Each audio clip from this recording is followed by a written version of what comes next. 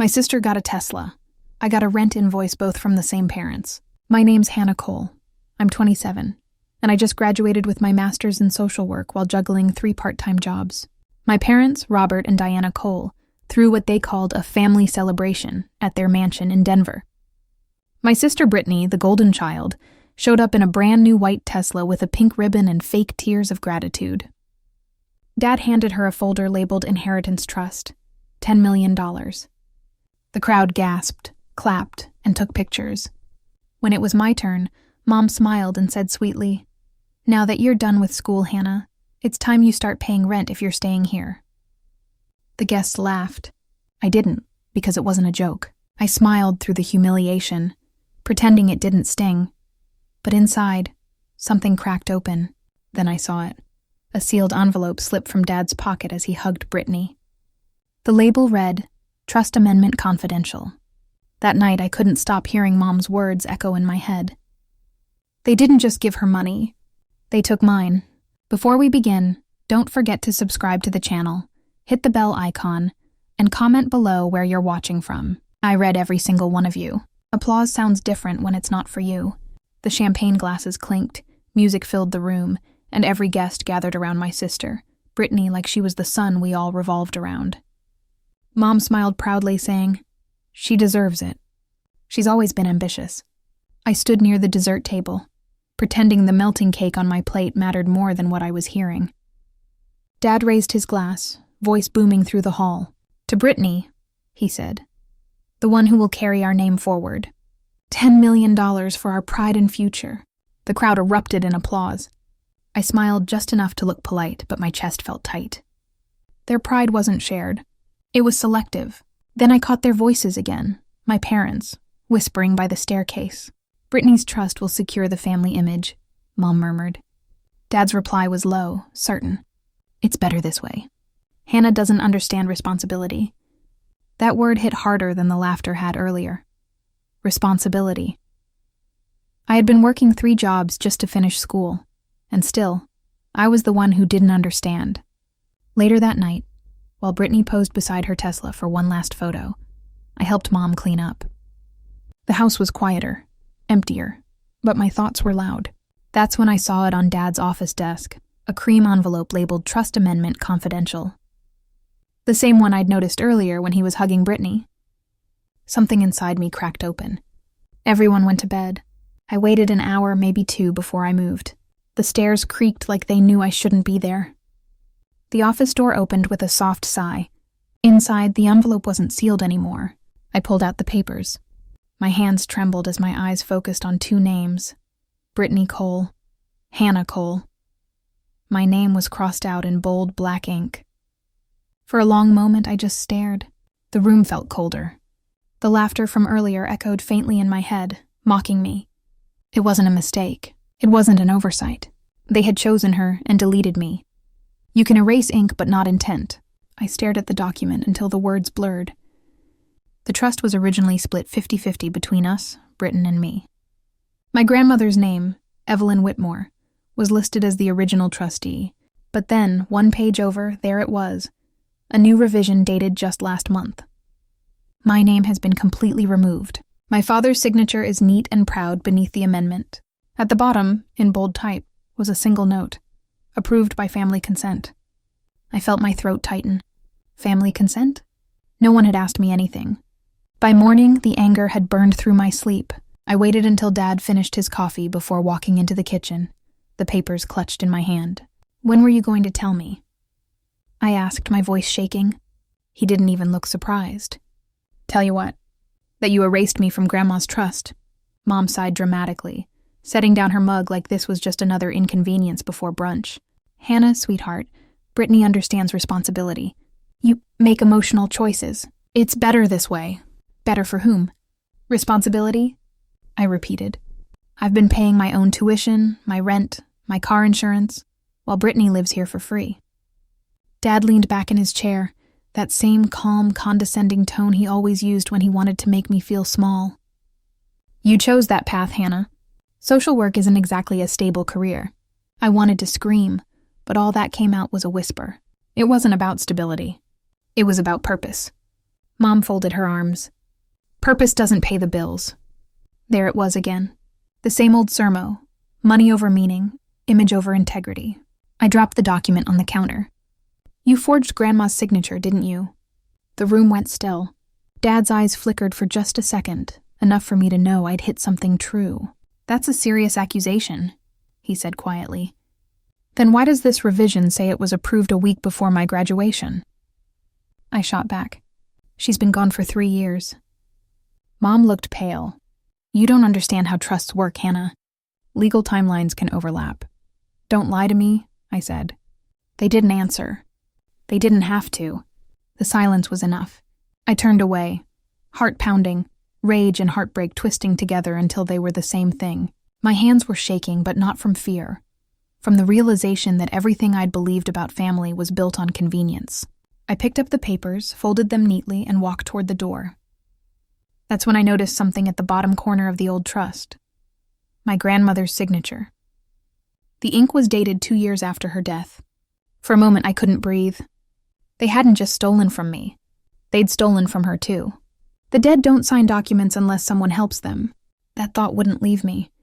I stared at my grandmother's signature again, dated 2 years after her funeral. The ink was too fresh, the lines too steady. It wasn't hers. Someone had used her name to cut me out. By morning, I was sitting outside the law office that had handled all of Grandma's estate matters. The sign above the door read, Alden and Associates. I hadn't seen Mr. Alden since the funeral, but I remembered his shaky kindness, the way he called me the honest one. When I walked in, he looked startled, like he'd seen a ghost. Hannah Cole, he said, forcing a smile. It's been a long time. I need to talk about my grandmother's trust, I said quietly. The new version has her signature on it, dated after her death. His hand froze on his pen. That can't be right. Then why is it there? I pressed. He stood up too quickly. Old documents can get mislabeled. You know how these things go. I'm sure it's nothing serious. But his eyes wouldn't meet mine. His words tripped over themselves. His fingers trembled slightly as he adjusted his tie. Something was wrong. I'd like to see the original records, I said. He hesitated. Those are confidential. She was my grandmother, I said firmly, and my name was on that trust before it disappeared. For a long moment, he said nothing. Then he sighed and turned toward his desk, pretending to look for something. Papers shuffled. Drawers opened and closed. And when he finally turned back, his expression was tight. Too polite to be honest. Come back next week, he said softly. I'll prepare what I can. I nodded, pretending to accept it. As I turned to leave, I heard something clatter to the floor behind me. A small silver USB drive had fallen near my feet. He reached down slowly, but I was faster. I picked it up before he could. The label read, Cole Trust Archive. Our eyes met, and for a split second he didn't move. Then, barely above a whisper, he said, You didn't get that from me. I left without another word, the tiny drive burning like a secret in my palm. At home, I plugged it into my laptop. Folders appeared, legal files, drafts, audio notes. But one stood out, a video labeled Evelyn Final Message. MP4, I pressed play. My grandmother appeared on screen, older but steady, her eyes kind and clear. She looked straight into the camera and said, If you're watching this, something's gone wrong. Both girls deserve what's theirs equally. I froze. My hands covered my mouth as her image flickered on the screen, fragile and real. Grandma had known, and someone had buried her truth. Her voice was shaking, but not from age. Grandma's face filled the screen, her silver hair pulled back neatly, her eyes full of the same warmth that used to calm every storm in our family. But this time that warmth carried a warning. If you're watching this, she said softly, it means something's gone wrong. My will was meant to protect both girls.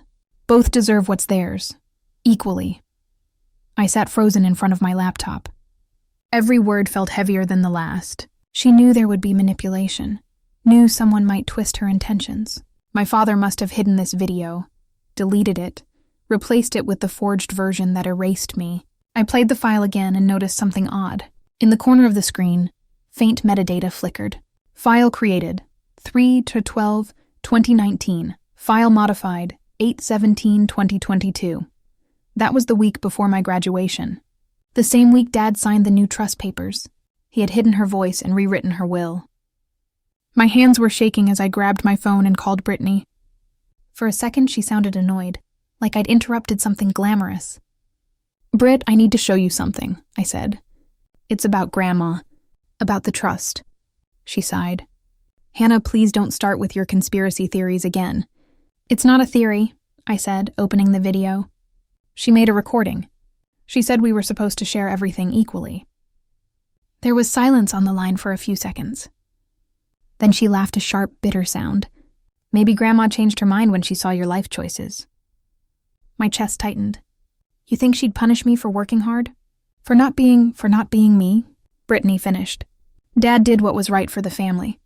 You've always made things complicated." Her words hit like slaps. "He forged her signature, Britt. That's not right. You know that." "Oh, Hannah," she said with a cruel calm. "You think you're the only one who's seen those papers?" I froze. Her voice softened, but it wasn't kindness. "Dad told me everything. I helped him fix the mistake. Grandma's will was outdated. It needed revising. I felt the world tilt." "You helped him forge it?" She didn't deny it. "I helped him protect it. Same thing, depending on your point of view." For a long moment, I couldn't speak. The laptop screen still glowed with Grandma's frozen image, her mouth mid-sentence, her truth trapped inside a file my sister helped bury. "Brittany," I whispered, "you destroyed everything she stood for." She laughed again. "No, Hannah. I just made sure she didn't ruin what we built." The line went dead and the room went silent. On the screen, Grandma's final words echoed through my speakers one more time. "Both girls deserve what's theirs, equally." I stared at her face, my throat tightening. She had trusted us to do the right thing, but one of us hadn't already.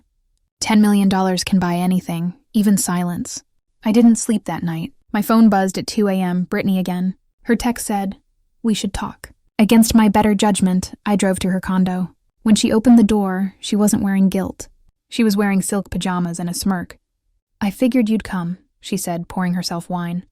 "You always need to make things right, don't you?" I ignored the insult. "You helped Dad forge Grandma's signature," I said flatly. She shrugged. "Forge is such a dramatic word. We corrected things. Grandma didn't understand the business side of her assets. Dad did. He told me that if I helped protect the family's reputation, he'd make sure I was secure." I stared at her. "He promised you the money?" Her smile sharpened. $10 million. For doing what was best for all of us." My stomach turned. "You think betraying Grandma's will was best for anyone?" Brittany tilted her head. "Don't act surprised, Hannah. You've always been the sentimental one. Dad built this family. He deserves to control it." Something inside me snapped. "You stole my future. You stole Grandma's voice." She rolled her eyes. "Stop being dramatic. You wouldn't even know how to handle that kind of money." I took a step forward. "You have no idea what I can handle." Her smirk faded then. "If you go public, Dad will destroy you." He said so himself. "You'd ruin the family name forever and your career with it. You really want to be known as the daughter who turned her parents into criminals." For a moment, I couldn't breathe. I could almost hear Dad saying those words in his cold, perfect tone, the voice that always made me second-guess myself. But then I remembered Grandma's voice from that video, the tremble that wasn't fear but strength. "I'd rather ruin a lie," I said quietly, "than live under it." Brittany set her glass down, her jaw tightening. "You're making a mistake." "Maybe," I said, "but it's mine to make." I turned to leave, but something stopped me. On the hallway wall was a framed family photo, Grandma sitting between us, smiling, her hand resting on mine. For the first time, I noticed the frame's back panel was loose. I pulled it off carefully, ignoring Brittany's shout behind me. Inside, tucked behind the cardboard, was a folded letter sealed in wax. My name was written across it in Grandma's handwriting. My heart raced as I opened it. The paper was yellowed, the ink fading, but her words were unmistakable. "Hannah, if you ever feel lost, find what they tried to hide. Some things are not meant to be kept in plain sight. Follow these numbers. They lead to what's truly yours." Beneath her signature were coordinates, a storage locker address, registered under her maiden name. I looked up at Brittany, whose face had gone pale. Grandma hadn't just left me words. She'd left me a trail. Some inheritance doesn't sparkle, it waits. The next morning, I followed the coordinates. They led me an hour outside Denver, to a quiet storage facility nestled between a mountain ridge and a forgotten gas station. The wind was sharp, the kind that smelled like snow and secrets. The clerk looked up when I handed her the paper with Grandma's maiden name, Evelyn Whitmore. She typed it into her computer, paused, then raised an eyebrow. "You're listed as the secondary contact," she said. "Been inactive for years. Unit 7. Unit 7. She slid me a clipboard and a small rusted key engraved with the same number. My hands trembled as I turned it over, feeling the weight of whatever she'd left behind. Inside, the air smelled like dust and old paper. A single bulb flickered overhead as I stepped in. Boxes lined the walls, each marked with faded handwriting. Bank records, 1989, 2002. Charity correspondence. Personal letters. For a long moment, I didn't move. It felt like stepping into her mind, the one place Dad couldn't rewrite. I opened the first box. Inside were old photo albums, yellowed letters tied with ribbon, and stacks of ledgers from the Cole Foundation, the same charity Dad always bragged about. Only now the donation amounts didn't match the public records I remembered. I kept digging until I found a smaller box beneath the rest. Inside was a velvet pouch. When I opened it, a vintage brass key fell into my palm, smooth and heavy, engraved with a small number, 7. The same number as the unit. Underneath it lay a sealed envelope labeled Property Documents.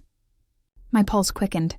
I unfolded the papers inside and froze. It was a deed, a property in Aspen under Grandma's name, a cabin fully paid off. But what stopped my breath wasn't the address. It was what was missing. The property wasn't mentioned anywhere in the family's estate filings. Not in the will, not in any record I'd seen. It was hidden. I sat on the cold floor, piecing it together. Grandma had owned more than they let anyone know. The bank records showed deposits labeled Private Account, Whitmore Trust. Some entries were even dated after she passed, meaning someone else had been moving her money long after she was gone. Dad. He'd hidden not just her voice, but her wealth. A sudden rush of clarity hit me. All my life I thought I was the powerless one. But sitting there, surrounded by proof, I realized something deeper. Power wasn't in what you were given. It was in what you found for yourself. I packed the deed and the key into my bag. As I lifted the last stack of folders, one slipped loose and landed face up on the floor. Across the top, written in typewriter ink, were the words, Deed Transfer, Confidential, Hannah Cole. I felt my knees weaken. My name. Grandma hadn't forgotten me. She'd prepared for this moment all along. I was never poor, just uninformed. The words from the file wouldn't leave my head. Deed Transfer Confidential, Hannah Cole.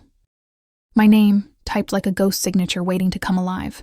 I spent the night cross-referencing everything in the storage unit, piecing together the truth Grandma had tried to leave behind.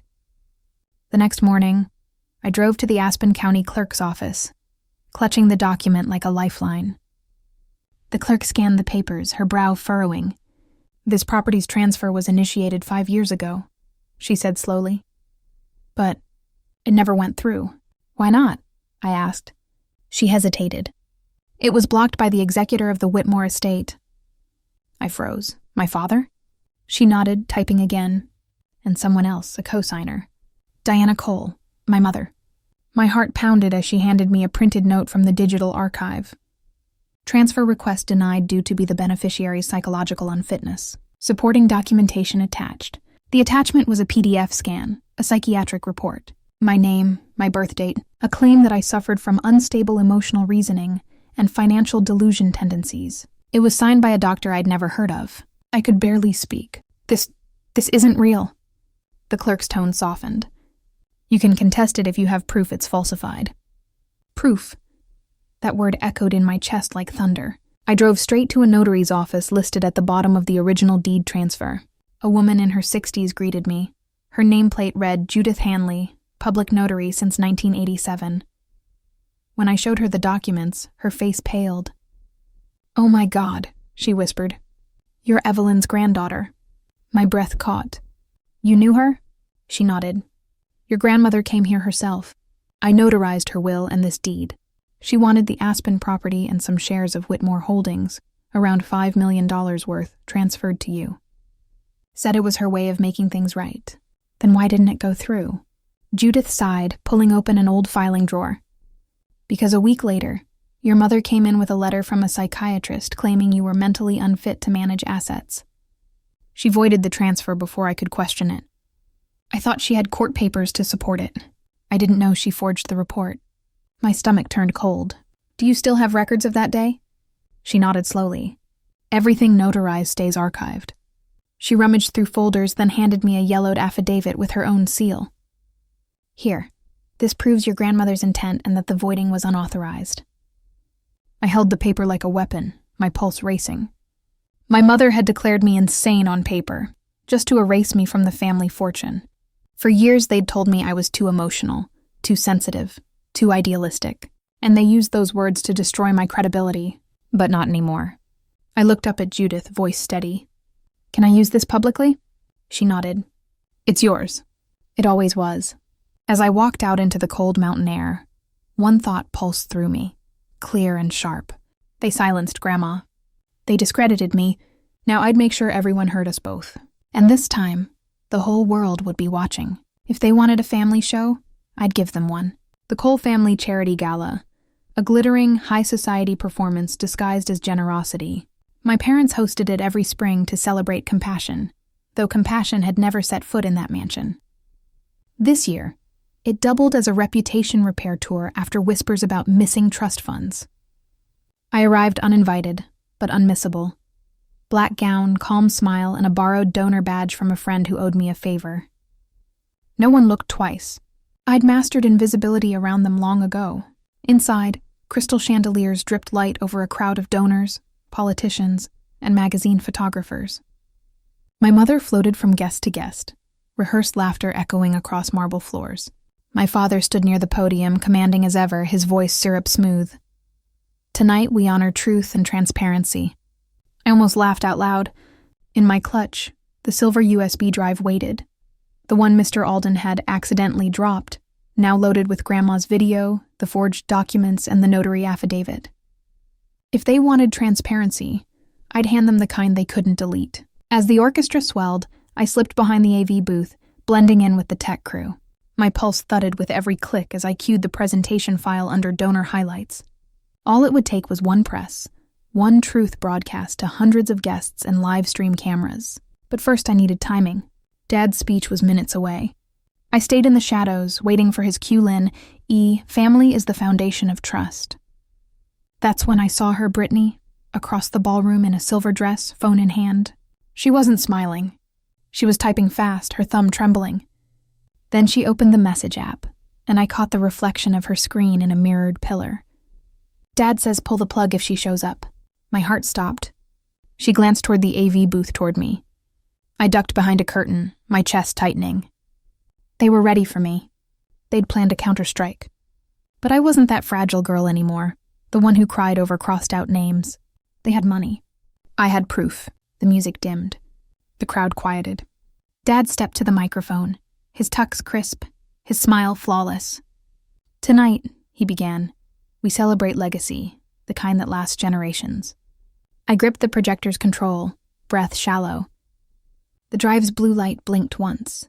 He continued, voice smooth as glass. And though our family has faced challenges, we've come out stronger. That was my cue. I moved closer to the control panel, finger hovering over the button. Then across the room, Brittany's eyes met mine, and she whispered something into her phone. The screen behind Dad flickered. The truth was about to break through or disappear forever. Every lie deserves a microphone. Dad's voice boomed across the ballroom, his words smooth, rehearsed, dripping with performance.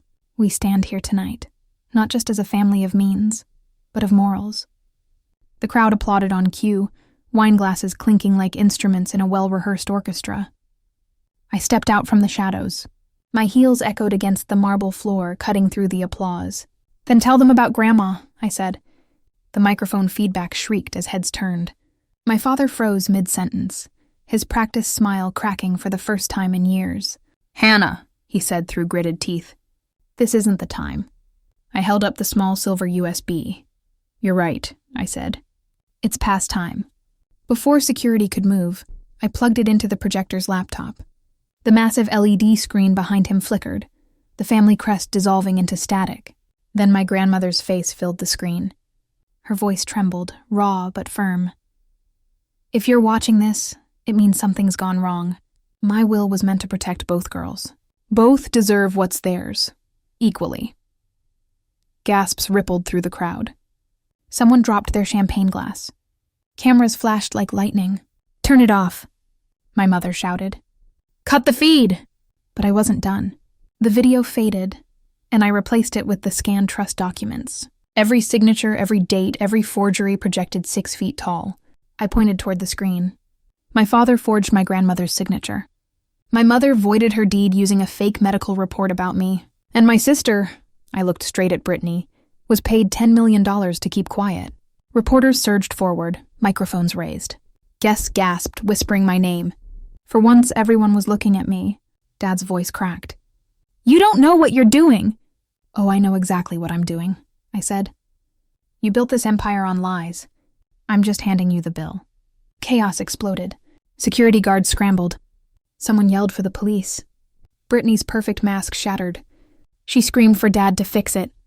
But Dad wasn't moving. He just stood there, face pale, eyes unfocused, chest heaving. "Dad?" Brittany whispered. He clutched at his tie, then stumbled forward, knocking over the podium.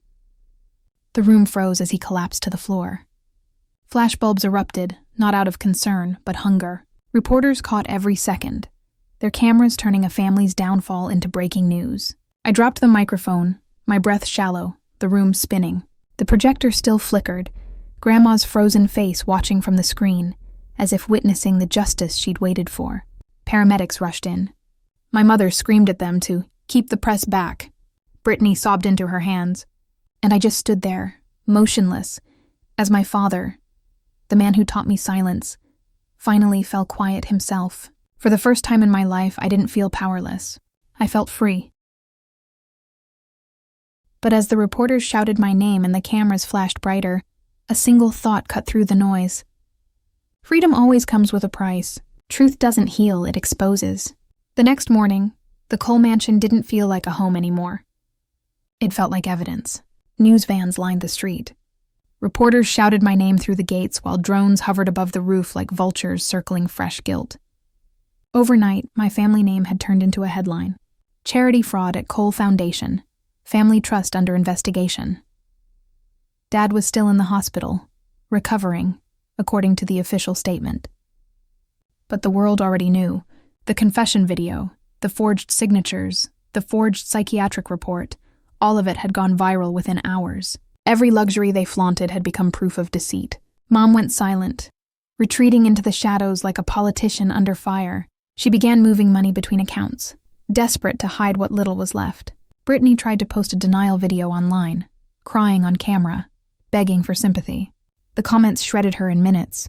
Sponsors dropped her. Invitations vanished. And me? I didn't feel victorious, just hollow. I sat at my kitchen table, surrounded by letters, statements, subpoenas, and legal notices. One envelope bore the seal of the Colorado State Supreme Court. Subpoena. Hannah Cole is hereby summoned as a key witness in the State v. Cole Foundation case. The words blurred as I read them. Key witness. That meant I wasn't just a daughter anymore. I was evidence. My phone buzzed. Unknown number. I hesitated before answering. "Ms. Cole?" A male voice said, calm, polished. "I'm calling on behalf of the Cole family legal team. We'd like to discuss mediation." My throat tightened. "You mean a payoff?" He chuckled softly. "A resolution. We believe it's in everyone's best interest to settle quietly. Trials are messy." I almost hung up. But something in his tone, confident, familiar, made me pause. "Who am I speaking to?" "Mr. Alden," he said smoothly. "You might remember me." The air went still. Mr. Alden, the same man who'd once handed me the USB drive, the same one who'd whispered, "Be careful who you trust." "You're representing my father?" I said, disbelief burning through my voice. "I represent the truth," he replied evenly. "And in this case, your father's truth deserves to be heard too." I felt my pulse thudding in my neck. "You gave me the proof that exposed him." A pause. Then quietly, "Yes, and I can take it back." Before I could answer, the line went dead. I stared at the phone, his voice echoing in my head. The man who helped me bring everything down was now defending the very empire he'd helped me destroy. Outside, the reporters shouted my name again. Inside, the subpoena lay open like a mirror reflecting the cost of honesty. The truth had burned the lies away, but it had left me standing in the ashes. And somewhere in those ashes, Mr. Alden was waiting to rewrite the story all over again. Money can be divided, peace can't. 2 weeks after the subpoena, my life stopped revolving around shame and started revolving around hearings, affidavits, and long hours in courthouse hallways that smelled like dust and truth. I showed up to every session ready to testify, but I wasn't alone this time. Mr. Alden was there, only now. He wasn't sitting with my father's team. He'd switched sides, quietly. He caught me outside the courtroom one morning, away from the reporters. "I told you once," he said, slipping an envelope into my hand, "that your grandmother wanted both girls to have what was theirs. I couldn't live with knowing I helped bury that." Inside the envelope were signed legal motions, petition to reinstate property transfer, Evelyn Whitmore Trust, beneficiary, Hannah Cole. I stared at him. "Why are you doing this?" "Because Evelyn believed in integrity," he said softly. "And you remind me of her." The next few weeks blurred into depositions and deliberations. Every piece of evidence, the video, the notary affidavit, the bank records, even the false psychiatric report, built the case brick by brick. My father's lawyers fought hard, but the paper trail was stronger than their denial. Finally, the court issued its verdict. Judge Reynolds looked at me over his glasses. "The court finds that Evelyn Whitmore's original intentions were deliberately altered through fraud. The Aspen property, as well as her shareholdings, shall be restored to their rightful heir, Hannah Cole." My knees almost gave out. For the first time, I didn't have to fight for my name. The law had spoken for me, but the judge wasn't finished. He tapped another document on his desk. "Furthermore, effective immediately, Ms. Cole is appointed trustee of the Whitmore Foundation. Your grandmother's work, her real legacy, will continue under your direction." I swallowed hard, tears burning at the corners of my eyes. "Thank you, Your Honor." Outside the courthouse, cameras flashed again, but this time it didn't feel invasive. It felt earned. Reporters shouted questions, microphones in my face, but all I said was, "Justice isn't revenge, it's restoration." Mr. Alden stood beside me, quiet, proud. "You did what Evelyn couldn't," he said. "No," I replied. "We did." For the first time in years, I felt something I hadn't even realized I'd lost. Peace. As the crowd began to thin, I turned toward the courthouse steps, sunlight glinting off the official judgment papers in my hand. That's when I saw her, Brittany, leaning against a black SUV at the edge of the street, sunglasses hiding eyes I still knew too well. She was thinner, paler, and the confidence drained from her like ink from washed paper. She took off her shades slowly, her lips curling into a smile that wasn't quite human. "You think this is over?" she said, her voice low but sharp enough to cut air. For a heartbeat, I froze. Then I realized for her, the fight had just begun. Justice doesn't make you rich. It makes you free. 3 months passed before Brittany called. Her voice on the line was soft, sugar-coated like old times.